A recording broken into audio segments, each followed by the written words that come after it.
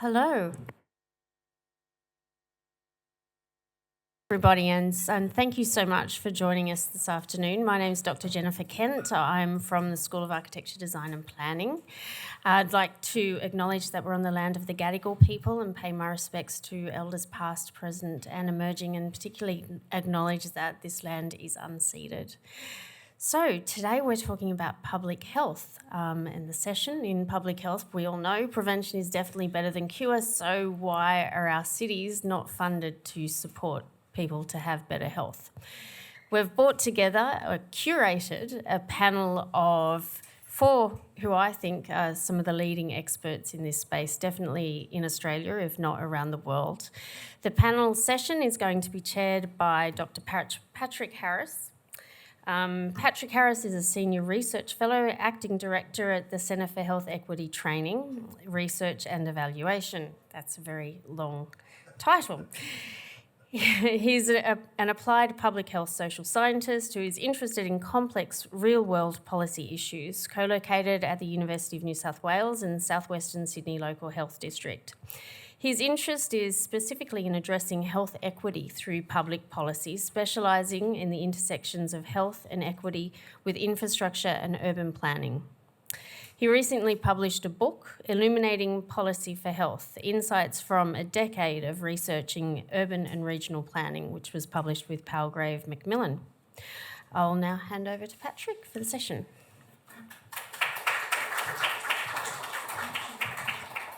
Thanks, Jen.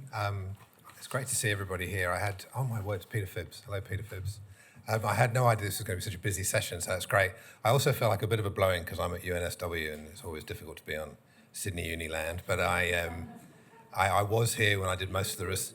Yeah, well, that's what I'm about to say, Peter, so thanks very much. I used to work here, and that's probably a lot of the work I'm talking about is the stuff I used to do when I'm here.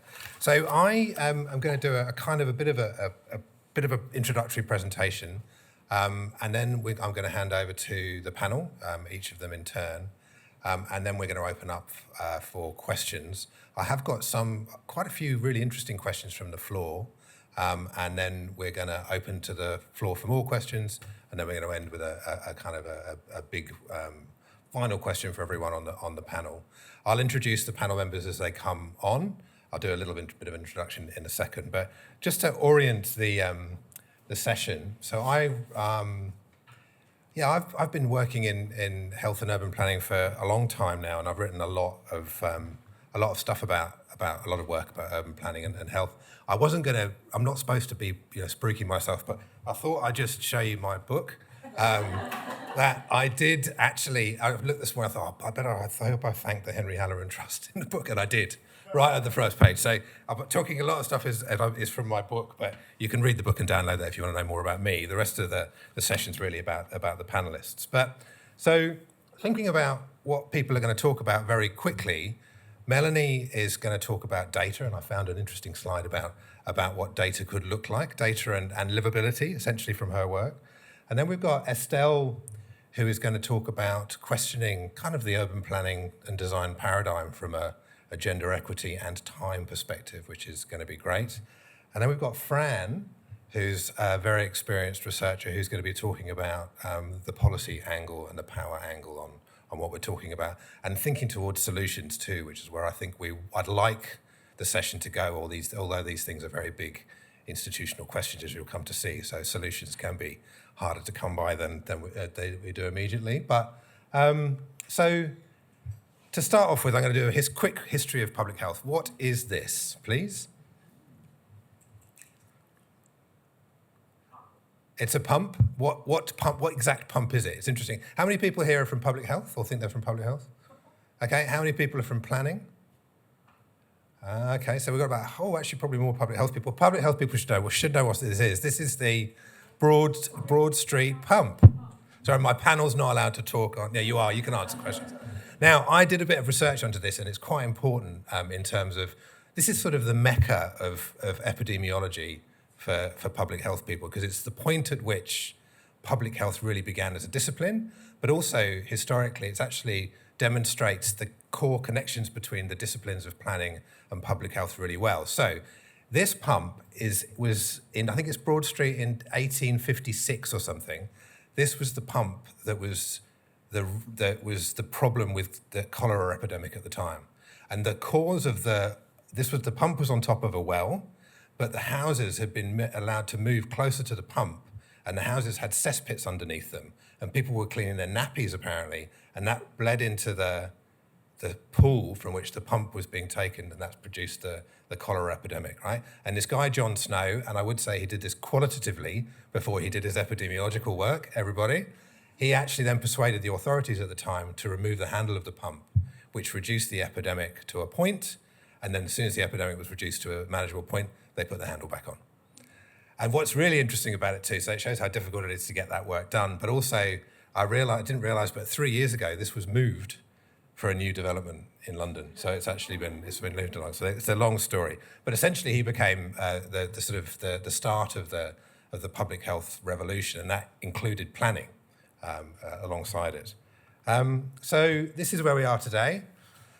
So the gaze of public health has really gone to a much higher level. I know for you city planners, this is what you do all the time as your bread and butter. But with the sort of advent of sprawl, you can see in the comment here, it says, the suburban planning model for many Australian cities puts emphasis on car travel over and above more active alternatives such as walking and or, I hope it's cycling rather than riding, because it could be horse riding. But so this is a really interesting one, because sprawl brings with it lots of chronic disease risk factors, mental health risk factors, access to job opportunities, etc. But what's really crucial about this is it actually brings inequities with it too. So if you think about Western Sydney, the investment in infrastructure in Western Sydney has been far lower than the investment in infrastructure in the urban centre of Sydney.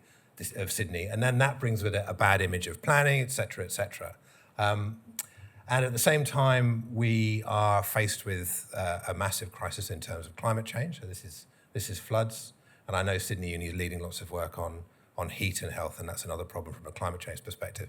But really, that just demonstrates these things, that the need to get back to the collaborative model that we had at the beginning is a really positive one. And it's interesting that the silos sort of became established as health got more medicalised and planning got more, maybe, I don't know, engineering-ized or something like that. But the two sectors then began to disappear. And movements like this today and talks like this today start to bring them back together again, which is great.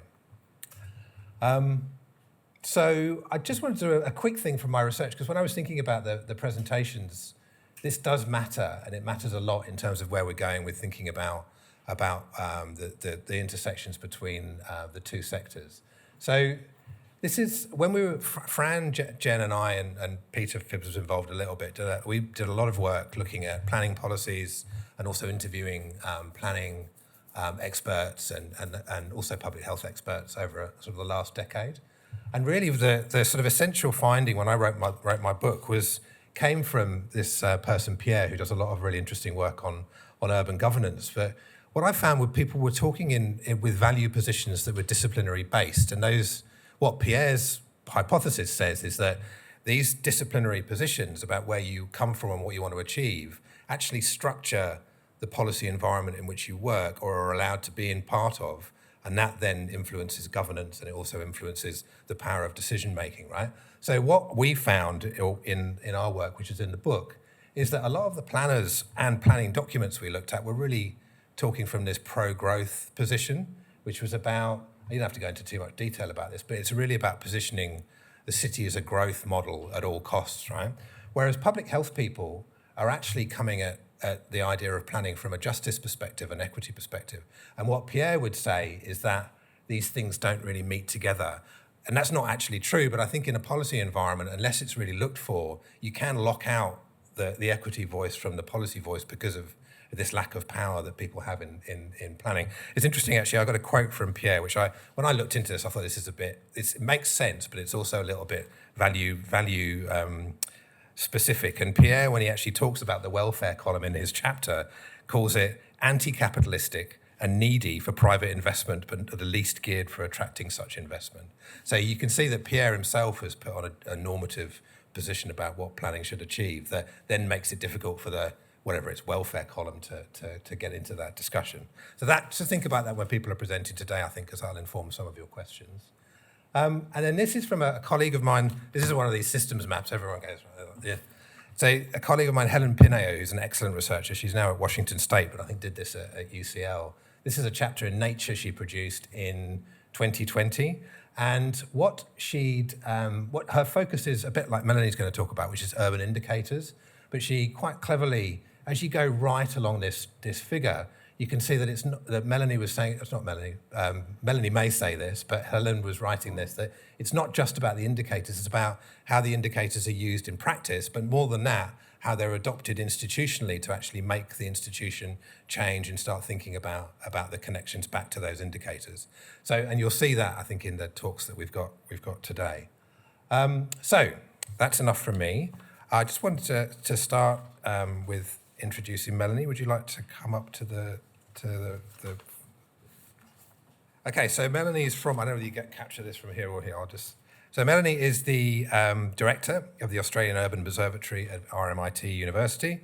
She has a research interest and expertise in both public health and urban planning, customised for direct application in policy planning and industry.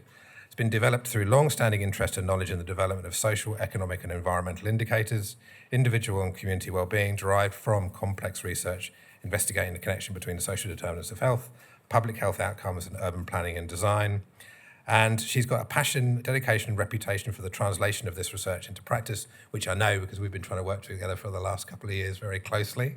And this knowledge is more simply communicated as livability research, combined through the learnings of public health and urban planning to create real-world impact from research evidence. So thanks, Melanie. And I think you'll just click your Thank you very much. Thank you for the opportunity to speak today and to be invited.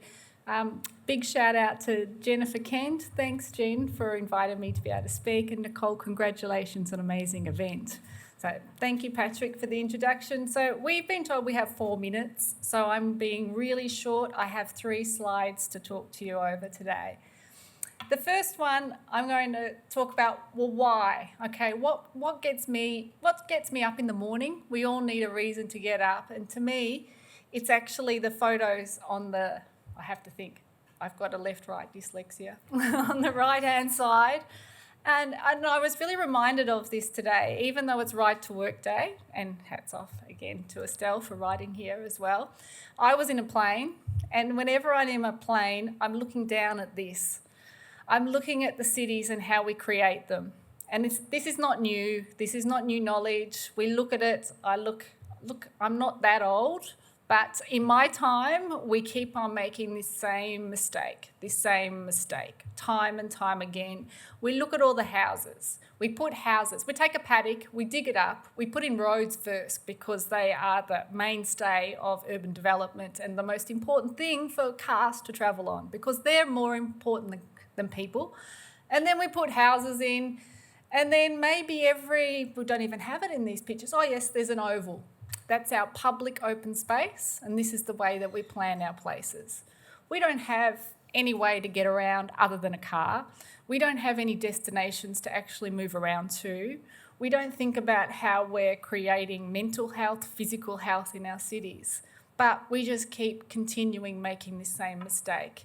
Now, I know Estelle is going to talk about the final picture to the left, which is a much better example of how we could plan our cities. We really do need to have compact, complex, with lots of things in them, connected cities. And we're not designing like that, but other people are, and there's much we can learn about. So I'll leave that to Estelle to talk about. But again, why is this important? And all of my work goes back really to thinking about the social determinants of health. And it may sound complex to people who aren't in public health, but basically where you're born, where you live, your postcode, where you learn, where you study, where you play, where you work, where you age, those factors in your local environment have a huge impact on your health. And really, for the most of us, where you're born is a lottery. We don't know which family we're going to be born into. We don't know where we're going to be born. But it has up to 50% of an influence on your long-term health outcomes. So this brings in the equity issue straight away for me and why it's so important. But we don't think about the places where we live, how we design them, how we plan them, and how we're creating these long-term health inequities. And that's what the social determinants of health really do. We talk to the connection between where we live, the places where we are, and how they influence the way we live our lives every day. When you got up this morning, you had to get here. How did you get here? What influence was the place around you and how it might have determined the decision you made in terms of the transport you used to get here? How far did you have to travel? How far will you travel home?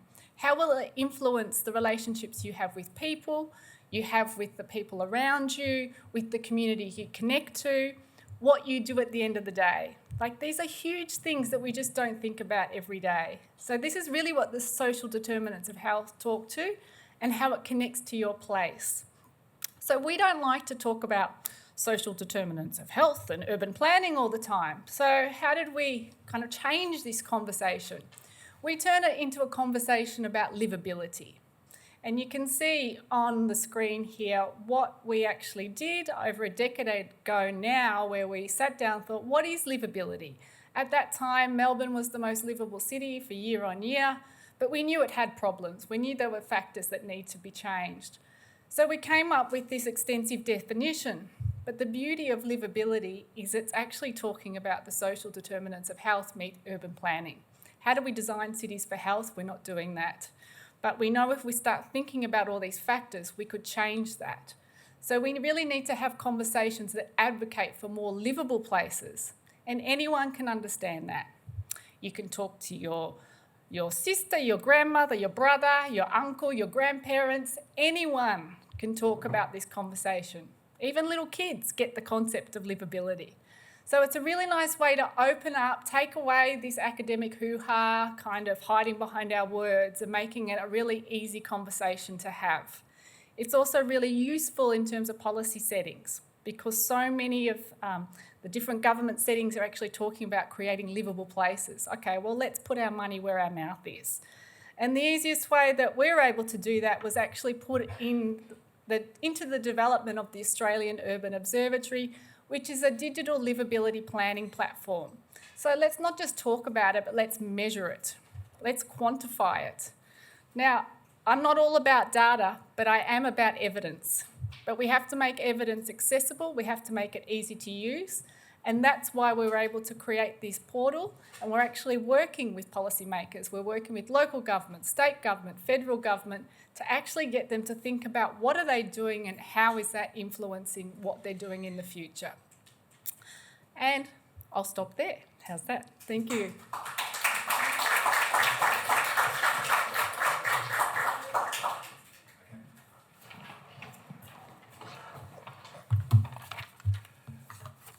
Right, so thanks very much, Melanie. That's great. Actually, if you ever read The Guardian and there's something about urban inequality in The Guardian, it's usually Melanie's data and some commentary that goes with it. So she's a very effective communicator as well, so thanks very much.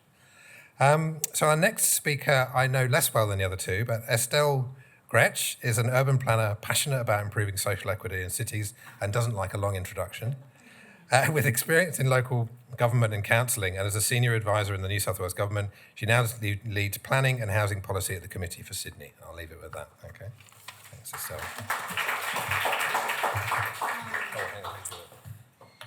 Oh, thank you. So again, 4 minutes, and I'm trying to talk about health and cities.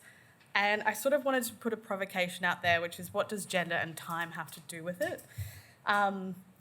This is sort of something that I learnt on my recent Churchill Fellowship, where I got to travel to a bunch of cities looking at how you design better cities for women and girls. And in Barcelona, linking back to Melanie's Superblock photo, they have a department of gender and time. And I sort of was like, what is that about? Like, is this a translation from Catalan that's not, what does it mean? And they're like, no, we actually want to close the unpaid care time gap between men and women in our city. So we're looking at these two things together. But when talking about this topic, I asked AI to help me sort of picture who is the default person that we design our cities for. And it came up with the image on the left. And it's an able-bodied, probably middle upper class guy who's standing in the middle of a highway for some reason. And there's no public transport in sight, let alone walking or cycling, and the buildings are a bit soulless. But it kind of tracks back to in planning theory, a lot of the sort of 1950s, 60s modernist style of suburbs, city. You link A to B. It's a nuclear family. There's one breadwinner, and he either drives or catches the train to work and comes back. But obviously, our cities changed, society's changed, but we're stuck with this stubborn urban layout. And then throughout my research, I sort of cheated. I put my Churchill report into ChatGPT and I asked it to show me what cities will look like now, and it came up with a picture on the right, and look at the width of that footpath. That's huge. And there's even a playground in the footpath. There's a bus, no cars in sight, private cars. Lots of people cycling and walking and pushing strollers, and heaps of trees, and more medium density sort of human scale housing. So it's an interesting sort of provocation to put out there, is if we think about planning the city from women's perspective, what do we get? And these are some sort of images from my Churchill trip, and sort of part of my thesis is, are women using public spaces and cycling and walking sort of the canary in the coal mine of a healthy city?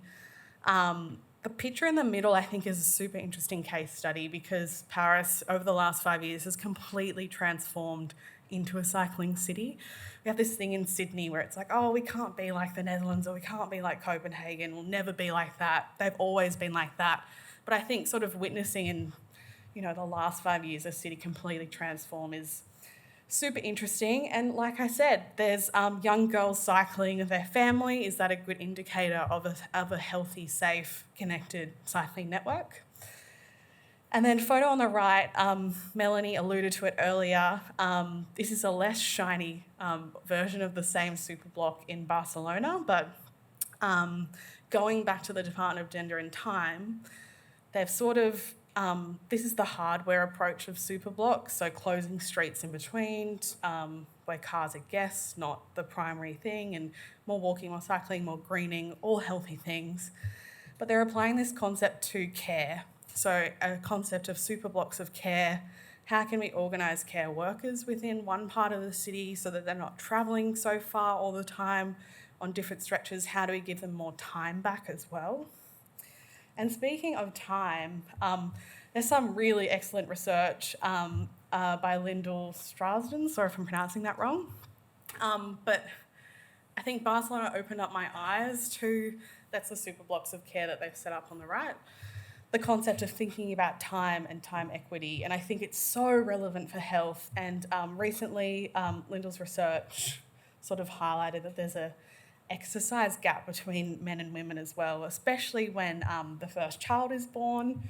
Men tend to keep on exercising, borrowing women's time in terms of who cares for children as well. And I think it's really important when we think about planning. So again, Mel's photos of the suburbs on the left of the screen. I grew up in Leppington, southwest Sydney, which is turning into that. When you're commuting an hour and a half to get to work or university, how do you have time to care for yourself? So I'm probably out of time. I'll hand over to Fran.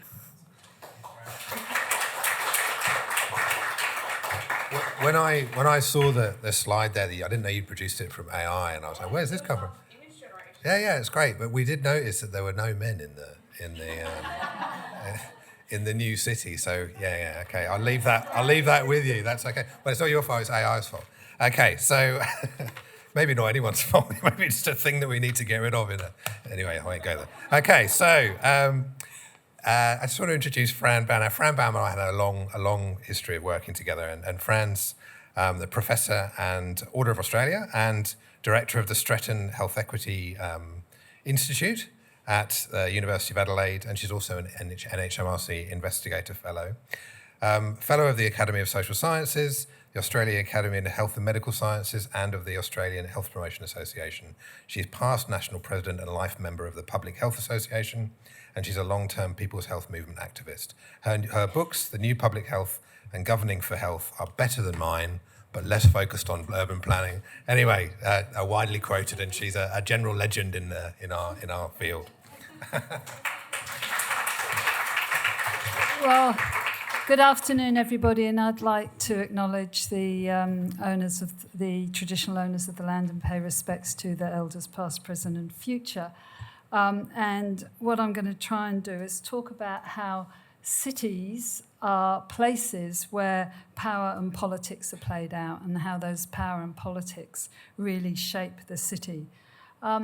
A lot of the framing I've been doing in recent years has been thinking about the commercial determinants of health. And in a paper I wrote recently with colleagues, we defined those as part of the systems, practices and pathways through which commercial actors drive health and equity. And of course, in the city, we see lots of commercial actors driving health and equity and how cities are shaped. This isn't a new idea. I pulled off my shelf the other day this book by Leonie Sandico, which she wrote in the 1970s, called Cities for Sale. And really, she presented cities as places of contest where you have developers who are maximising profit, people investing in housing, and of course that's happened much more since the 1970s because of a suite of public policies that have encouraged that, versus residents who want affordable but livable housing. So these aren't new ideas. These have been very continually a way in which cities have been developed. And of course, what we get are very unequal cities. On the right, far right and far left, you can see two different pieces of land.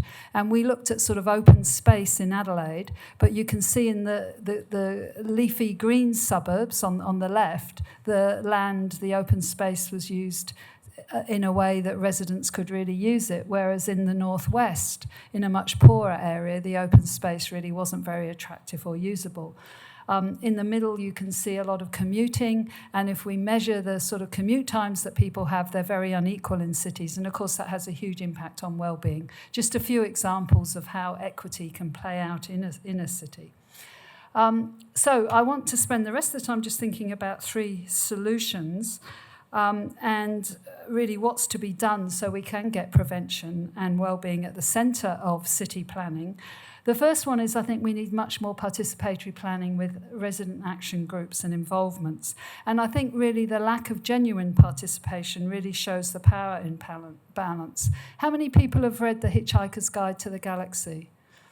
Do you remember the bit where Arthur Dent discovers that Earth's going to be demolished? And the extraterrestrials say to him, "But Mr. Dent, the plans have been available in the local planning office for the last 9 months." And he says, "Oh, I went around as soon as I heard yesterday, but you hadn't gone out of your way to tell me. The plans were on display, sir." "On display?" "I eventually had to go down to the cellar to find them." "That's a display department." "With a flashlight?" "Well, probably the lights had gone out." "You had the stairs?" "But look, you found the notice, didn't you?" "Yes," said Arthur. "Yes, I did. It was on display in the bottom of a locked filing cabinet, stuck in a disused lavatory with a sign on the door saying, 'Beware of the leopard.'" So that, to me, sums up some of the problems with participation in planning. Rhetorically, it's done, but in practice, there's not often really, really well-engaged participation. So I think we really need to work out how can we get proper participation, and there's lots of mechanisms to do that if there's the will. I also think we need tighter planning regulations in favour of disease prevention and well-being. When I go to the western suburbs of Sydney, just one example, all those black roofs. Why don't we mandate white roofs? You know, that would reduce the heat. You know, that's one of the areas that's most heat prone in the world, and yet we've filled it with black roofs, and the temperature difference is quite considerable. So just one example. There's lots of other examples where we could have tighter planning regulations, solar panels, subsidised solar panels on roofs and so on. The other one, I think, is really about conflicts of interest on councils and other planning bodies. At the moment, people on those councils have massive conflicts of interest. They're very often developers who aren't always declaring those interests, and yet they're playing a central role in saying how we're going to plan in this city. So I think we need to look much more closely at that, so we ensure that, as far as possible, people who do not have such strong vested interests, particularly in making a profit, are there at the decision-making table. So that would require quite a big change, quite a lot more declaration of those. So just to sum summarise, planning can be absolutely crucial in determining if our cities promote human and planetary health, because they can do both. But at the moment, we're really not using the planning tools as much as we can to do that. And I think there's an awful lot of potential to do much more, so that, you know, the realisation of healthy and sustainable cities can become a reality. Thank you.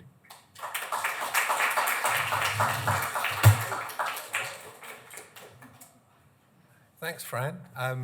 So I think we'll hand over to the panel up there. I think I've got to come and sit up there as well. And then we're going to... So you actually sent some really great questions in, which I've had to distill into a few. And then we'll open up to the audience, and I will run around with a mic, or maybe someone else can run around with a mic. And then I've got a big overarching question for when we nearly finish. So this is a bit weird, isn't it? I feel like a game show host.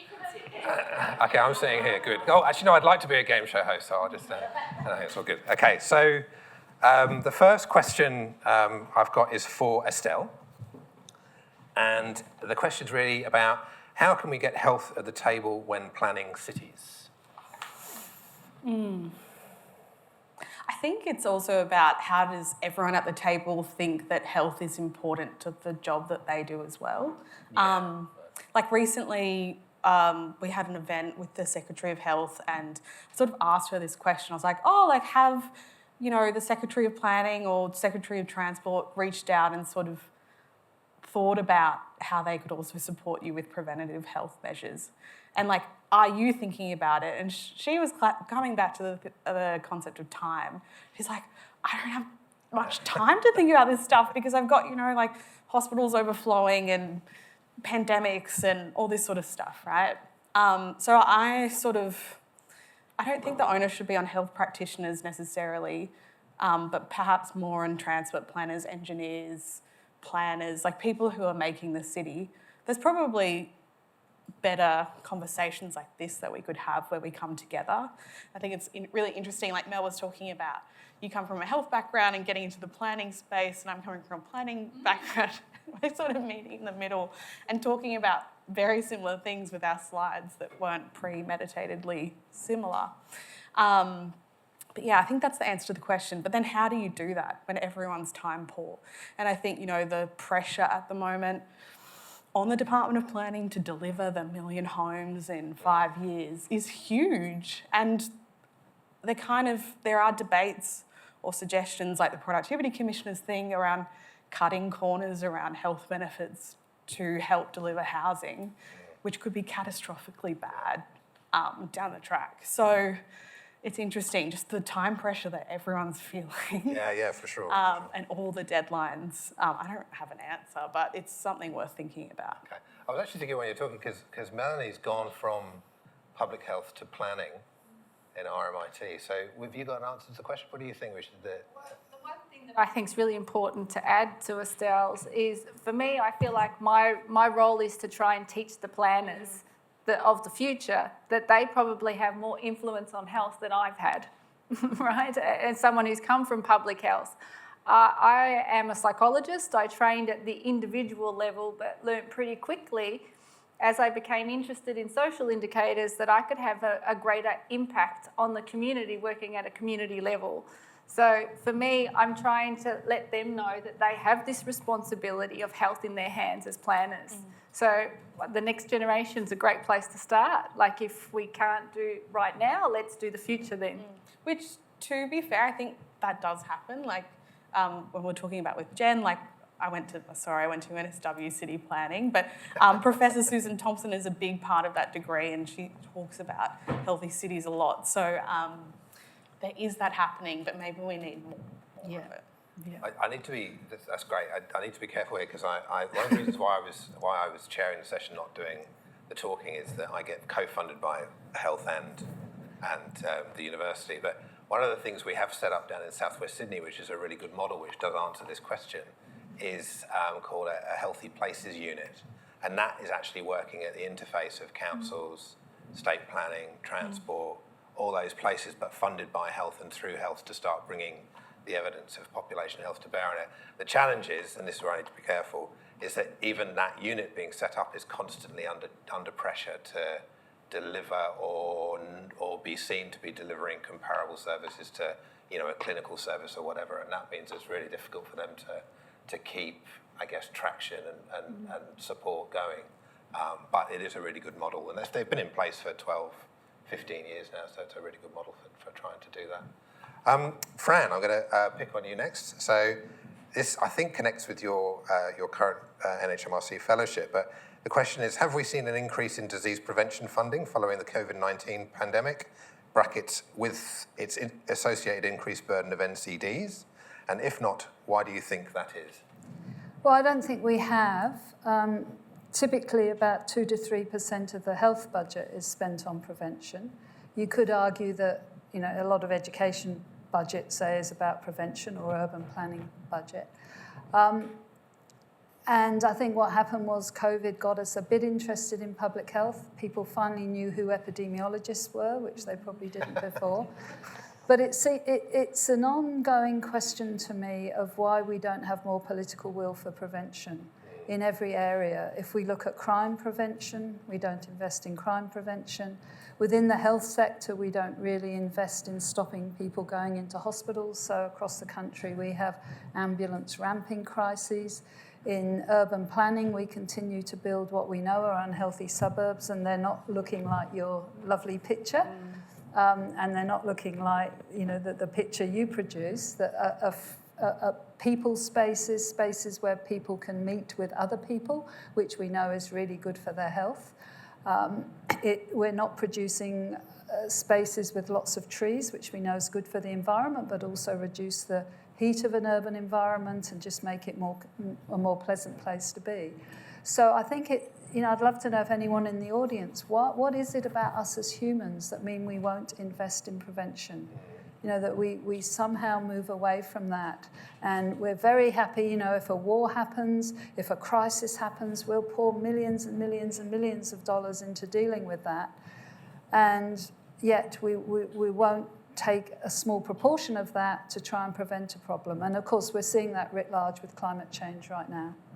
So I increasingly think there's something in our psyches that enable us to respond to crises, but aren't, as a species, making us think, how can we make sure we have a future? Because that's the question that we're now facing. So that's not so much an answer as a reflection, and I'd love to hear if anyone in the audience has any thoughts on that one too. You know, Fran, I heard once from someone who will remain anonymous in government that the catering budget was the equivalent or more than the health prevention budget. Yeah, which, I mean, it says it all, really. You know, why? And you'd really think when they're concerned about the flow into hospitals, you'd actually want to do something to stop that, if nothing else, because of the political optics of that. But even that doesn't, you know, seem to make a difference. I think that actually answers some of the questions people had about funding. I don't think it's an easy... a couple of those questions were about, you know, what do we do with the... So in an ideal world, what would you do with the funding, and why does the funding not work, etc. It's actually something I'd like to, if you want to have a think about a bit more, but it's a really tricky question. I tend to think it's about, like you were saying, political will, and what's the role of politics, and what's the role of bureaucratic systems in this space? Is it to protect or prevent... from a health perspective, diseases happening, or is it to actually promote and protect against long-term effects? And I think that's probably a democratic question about why people keep voting people in when they're not dealing with the crisis that we've got, and they're not planning up in the front of the future. But I suspect also prevention is probably not a sexy topic for the electorate. So you know. Okay, I've got a last question for Melanie, and then I'll open up to the floor. Is there any further evidence needed in this space, or should our time be best spent in application and advocacy? I think we always need evidence. As you all know, sitting with me today, that we've got plenty of evidence though. We have to make evidence accessible. We have to make it interesting and available so that people can use it. Evidence and the use of indicators, as I see, are for multiple purposes. One is really, you talked about participation, community participation. I see indicators as conversation starters. They don't tell you everything, talk about them as icebergs, so the tip of the iceberg, but what a great way to start a conversation with the community rather than, I think that, let's have a look at, well, what do we know, and then start the conversation. They have to be linked to policy. They are an accountability tool. So if we don't have evidence, we can't at least show what's working, what's not working, how do we monitor, how do we know we're doing better. So we always need evidence, but evidence should become part of advocacy. I see our role really as academics, not just to produce research for our own sakes, but to use it for activism. Oh, shock, did I say it? Right? Like we should be creating it for good. We are in social institutions, community institutions that are trying to create change. So let's remind ourselves that it's not just creating research for research's sake, but for the good of the community as well. If I could add to that, and it might go to the last question as well. You made me think about the New South Wales is currently going through their wellbeing budgeting framework and figuring out how to do that. And when you look at the health indicators, they're like emergency waiting times, number of beds available, stuff like that. And I think when to the point of preventative health, how do we measure success? It can be a bit like loosey-goosey. There's not a lot of political announcement in that unless you have indicators and build that sort of resource so you can track progress over time. But otherwise, it is, and in every budget estimates, when the opposition grills the government on health, it's always like, your emergency waiting times have gone up and ambulances are taking this long. No one's asking questions around, why are X many people dying of heat waves in Western Sydney or those sorts of built environment questions. And when I worked for Minister Stokes, we did try to ban dark roofs, and it failed because I'm still confused about it really, because it's basic science, it doesn't cost anything, but I think it was political will of the next planning minister a little bit, but yeah. And possibly political donations that are influencing decision making. But it's just a really interesting case study of politics, power and science. Okay, good. I was thinking actually back to sort of Michael Marmot's comments around about, why are we treating people in hospital only to send them back to the conditions which made them get into hospital in the first place. And I think it's just to sort of maybe sum up the discussion. It's interesting thinking about public health as a kind of space because we have clinical services and hospitals. We then have health promotion, which is mostly behaviourally focused. So thinking about what people can do to look after their own health. And then we've got the structuralists, who are people like us, who are thinking about the structures of society. And planning is a structural determinant of health. And that's where I think there are those connections, because planning does affect behaviour, does affect health outcomes, but at some point the investment from a health perspective hasn't been up the food chain enough in terms of supporting planning and what you're trying to achieve. So shall I open up to the floor in terms of any other burning question? I'm sorry I couldn't get to all the questions, but they were excellent, but we just wanted to open it up to the floor, and for good reason too, because we've got 2 questions coming up. Although you may have well sent them in, so I need to rehash them. Thanks very much. I just want to pick up on the last couple of points that were raised and to Professor Baum's last slide. Who benefits from unhealthy cities? So obviously there's an interest. You mentioned the word mistake. I can't believe that we're making the same mistake over and over again. So who's benefiting? Fran, this one sounds like Well, one for you. property developers are benefiting, I think, primarily. And I think this building was paid for by a property developer. So it's somewhat of an irony that we're sat here benefiting from the profits of development. So that's the tension. And it's only when you get citizen pressure. I mean, in this city, of course, the green bans in the 1970s, when you had the unions saying, we're not going to work on this site because we think it should be, I think the rocks were totally preserved. I'm looking at Denise, who's such a great historian. So, when you do look at instances of that push for profit, push for development, and to extract a profit from that kind of development, it's usually sometimes it can be a political move, but usually the political hand is being forced by a citizen movement. Now, I live in a lovely suburb in Adelaide called Henley Beach. We've had a very effective residents' action group, which has meant that we've kept it low rise. That suburb has nothing above 3, just a small 3-storey development. That wouldn't have happened without the residents' action group. There were multiple developers who wanted to build 10 or more stories. So it really is a battle in some ways. You know, it is about power, who's exerting power, who's asking questions, who's active. And of course, our community was a very well-educated community. We had the time, which is important, one resource, and we had the kind of activist skills of writing letters, lobbying politicians, creating protests and so on. A lot of other communities don't have those kind of resources. So, and generally it's, you know, people who can say not in my backyard who can do that. So even that activism is unequal because people living in poor areas don't have those skills, often won't have the time, they're working 2 jobs, they're struggling in poverty, which means you've got less headspace in your life. So there are so many inequities all along the way in planning and so many battles of interests, basically. It's a strife of interests, essentially, in my view.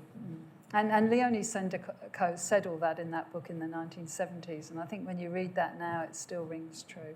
But that's also partly why we've developed the Australian Urban Observatory, so that there's information out there for people who aren't technical experts but can kind of pull out information and use it, like in that example that Fran just gives. You don't have to be, a public health or urban planning specialist to understand we've got good livability, don't detract from it right now. So you have to make it available and accountable to help with that system too. I was just thinking in response before I turn over to you, I think how things have changed a bit in the last 20 years that we've been thinking about this sort of work.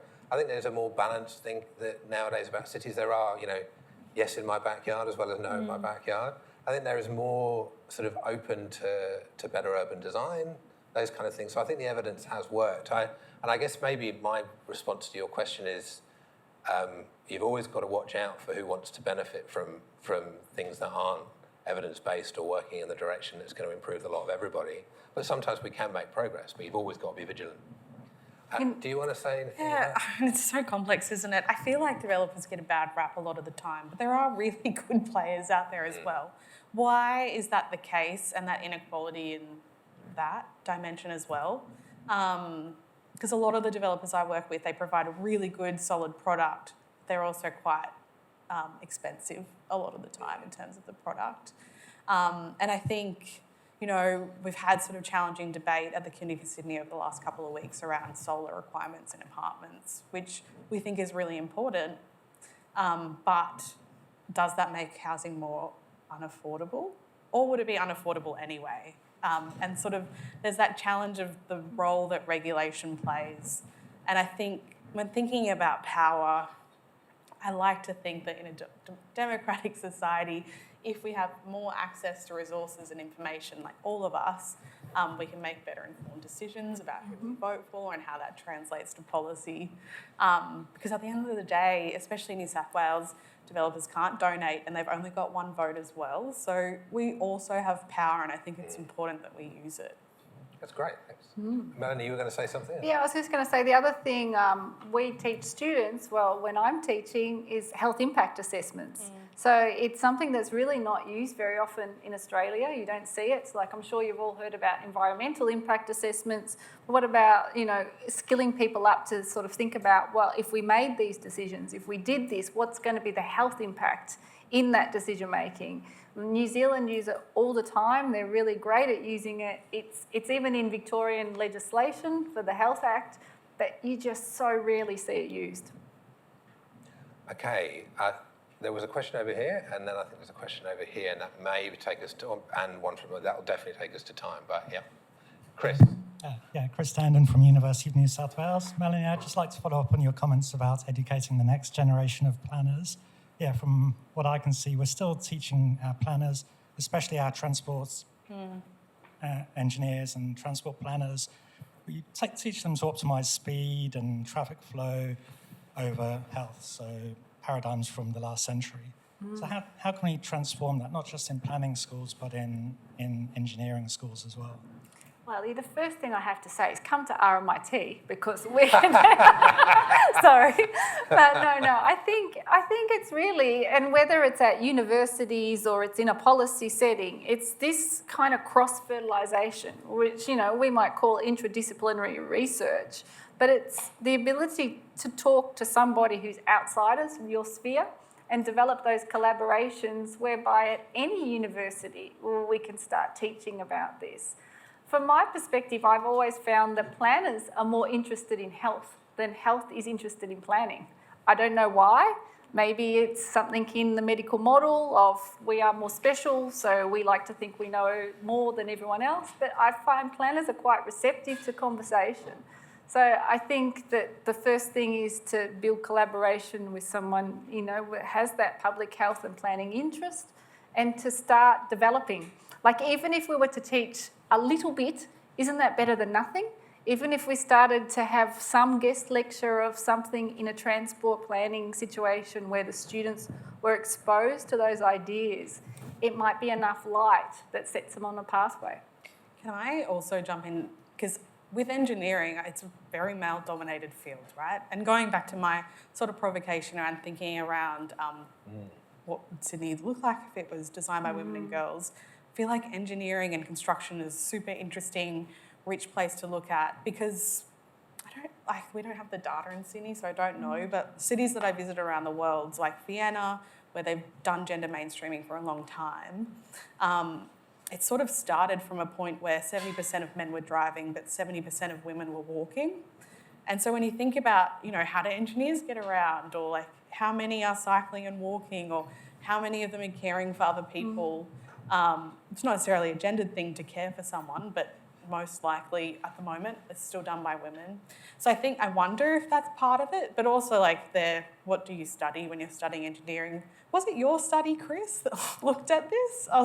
Someone at UNSW did a study looking at how many engineers are actually exposed to cycling infrastructure as part of their degree, and it's changing, but it's not that much. Most transport engineering and planning students are male. Yeah, are now, but again, there's decades of unlearning to do, I think. But yeah, super interesting topic. And it's nice to meet you, Chris. When I was in the minister's office, you wrote me letters. You can meet over after the tea. I think we've got time for one more question. Chris, one last thing. Just think, livability across the lifespan. Because if you think from the cradle to the grave and you think about gender, wow, maybe that will open something up too. Have Denise's questions. Thank you. My question is, there's a debate going on between planning with increasing urban density versus urban sprawl and expansion.